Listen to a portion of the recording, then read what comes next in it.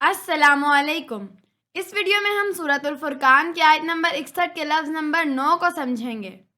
فیہا، اس کلمے کو اگر توڑا جائے تو یہ فی اور ہا پر مشتمل ہے۔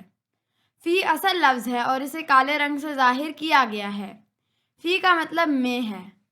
اب ہا کو سمجھتے ہیں۔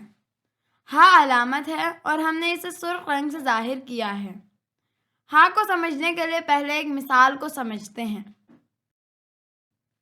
اگر ہم نے یہ کہنا ہو کہ اس ایک مذکر کا قلم، تو عربی میں ہم کہتے ہیں قلمہ۔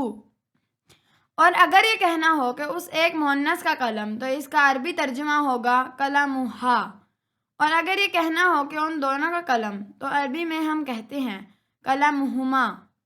اور اگر یہ کہنا ہو کہ 3 یا اس سے زائد مذکر کا قلم، تو پھر کہیں گے قلمہم۔ اور اگر 3 یا 3 سے زائد مؤنث کا قلم ہو تو پھر کہیں گے قلمہن۔ اس مثال سے ظاہر ہے کہ یہاں ہا کا مطلب ہوا وہ مؤنث، یعنی فیہا کا مطلب بنا اس مؤنث میں، یعنی آسمان میں۔ یہاں یہ بات بھی غور طلب ہے کہ عربی کے لفظ فی اور اردو کے لفظ فی دونوں کا مادہ فے اور یہ ہے، اور دونوں کا مطلب میں ہے۔ لہٰذا قرآن پاک کا لفظ فی اردو کا لفظ فی بنا ہے۔ اس کا اردو میں ایک استعمال فی الفور بھی ہے۔